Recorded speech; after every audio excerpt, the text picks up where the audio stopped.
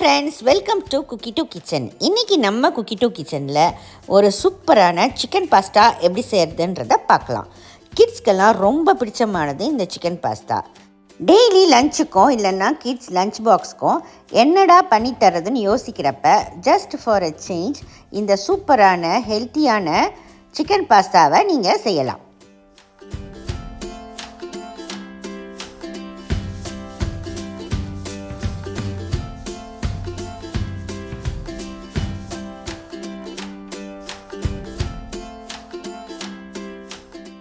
First நம்ம இந்த chicken பாஸ்தாக்கு தக்காளி சாஸ் ரெடி பண்ணிக்கலாம். அதுக்கு நான் இன்றைக்கி நல்லா பழுத்த தக்காளி ஒரு 1/2 கிலோ தக்காளி எடுத்திருக்கேன். புளிப்பில்லாத தக்காளியாக எடுத்துக்கோங்க. ரொம்ப புளிப்பாக இருந்துச்சுன்னா இந்த சாஸ்க்கு நல்லா இருக்காது. தக்காளியோட நடுப்பகுதியை இந்த மாதிரி வெட்டி எடுத்துடுங்க. சின்ன சின்னதாக கட் பண்ணி ஒரு மிக்ஸி ஜாருக்கு மாற்றிட்டு இந்த மாதிரி பேஸ்ட்டாக அரைச்சி வச்சுக்கோங்க. இப்போது ஒரு பேனில் 2 டேபிள் ஸ்பூன் எண்ணெய் சேர்த்துக்கோங்க. நான் இங்கே ஆலிவ் ஆயில் யூஸ் பண்ணிக்கிறேன். நீங்கள் உங்கள்கிட்ட என்ன ஆயில் இருக்கோ அதை யூஸ் பண்ணிக்கோங்க. எண்ணெய் சூடானதும் ஒரு 5 பல்லு பூண்டை நல்லா தட்டி சேர்த்துக்கோங்க. கூடவே பாதி வெங்காயம், சின்ன சைஸ் வெங்காயத்தில் பாதி எடுத்திருக்கேன், அதையும் சேர்த்துட்டு கொஞ்சம் 1 நிமிஷம் போல் அப்படி வதங்கட்டும். ஆயிலில் நல்லா பூண்டும் வெங்காயமும் ஓரளவுக்கு வதங்கியதும் 1/2 டீஸ்பூன் மிளகாய்த்தூள் கூடவே 1/2 டீஸ்பூன் மிளகுத்தூளும் சேர்த்துக்கோங்க. இதை ஒரு வாட்டி நல்லா கலந்து விடலாம். இப்போது இதில் அரைச்சி வச்சுருக்கிற தக்காளி சாஸை நான் சும்மா உங்களுக்கு அளந்து காமிக்கிறேன் பாருங்கள். கரெக்டாக 2 கப் அளவுக்கு வந்திருக்கு. இதை அப்படியே உள்ளே சேர்த்துடலாம். கூடவே தேவையான அளவு உப்பு, கூடவே 1 டீஸ்பூன் இட்டாலியன் சீசனிங் சேர்த்துக்கோங்க. இது சூப்பர் மார்க்கெட் இல்லைன்னா அமேசானில் கூட ஈஸியாக கிடைக்கும். சேர்த்துட்டு இதை கொஞ்சம் நேரம் வேக விடலாம். தக்காளியில் நிறைய தண்ணி இருக்கும் இல்லையா, அதெல்லாம் எவாப்ரேட் ஆகி கட்டியார வரைக்கும் நம்ம இதை வேக விடலாம். இப்போ பார்த்திங்கன்னா இந்த சாஸ் ரொம்ப திக்காகலை, ஓரளவுக்கு சாஸாக இருக்குது. இந்த ஸ்டேஜில் நம்ம ஸ்டவ்வில் இருந்து ரிமூவ் பண்ணிடலாம். அடுத்து நம்ம சிக்கனை ரெடி பண்ணிடலாம். அதுக்கு ஒரு 200 கிராம் எலும்பில்லாத சிக்கன் எடுத்துக்கோங்க. அதை ஒரு மிக்ஸி ஜாருக்கு மாற்றிட்டு இந்த மாதிரி அரைச்சி எடுத்துக்கோங்க. இப்போ அதே பேனில் ஒரு 2 டேபிள் ஸ்பூன் எண்ணெய் ஊற்றிக்கோங்க. எண்ணெய் நல்லா சூடானதும் நம்ம அரைச்சி வச்சுருக்க சிக்கனை உள்ளே சேர்த்துக்கலாம். சிக்கனை ஃபஸ்ட்டே நம்ம அரைக்கக்கூடாது.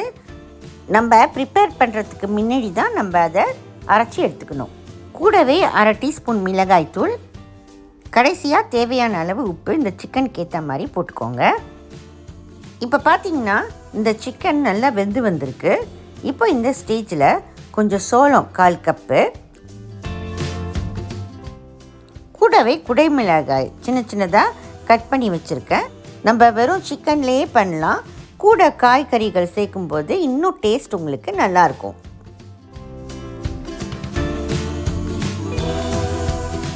இப்போ பார்த்தீங்கன்னா சிக்கனும் காய்கறிகளும் நல்லா வெந்து வந்திருக்கு. இந்த ஸ்டேஜில் நம்ம ரெடி பண்ணி வச்சுருக்க தக்காளி சாஸை அதில் சேர்த்துடலாம்.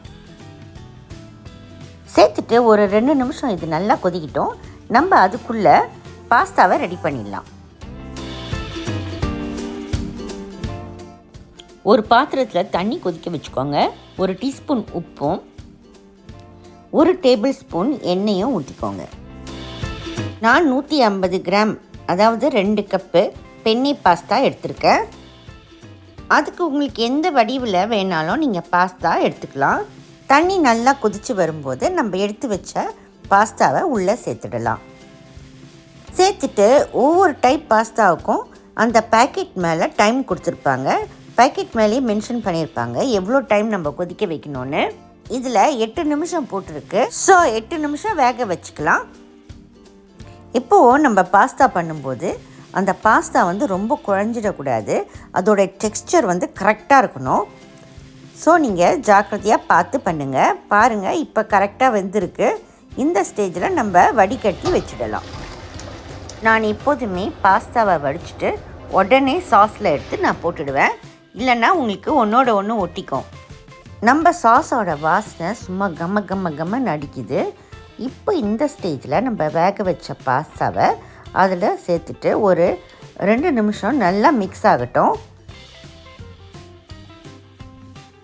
ரொம்ப கட்டியாக இருந்ததுன்னா நீங்கள் கொஞ்சம் தண்ணி ஊற்றிக்கோங்க. இப்போ பார்த்தீங்கன்னா சிக்கன், பாஸ்தா, காய்கள் எல்லாம் சூப்பராக வெந்து வந்திருக்கு. இந்த ஸ்டேஜில் கொஞ்சம் சீஸ் ஒரு 1/4 கப்பு எடுத்து வச்சுருக்கேன். இது ஆப்ஷனல், உங்கள்கிட்ட இருந்தால் சேர்த்துக்கோங்க.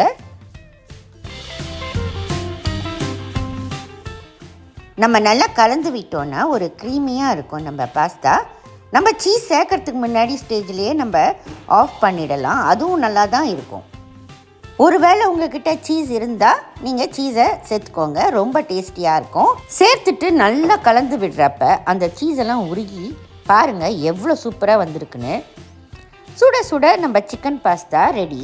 சூடாக சர்வ் பண்ணி சாப்பிட்டு என்ஜாய் பண்ணுங்கள்.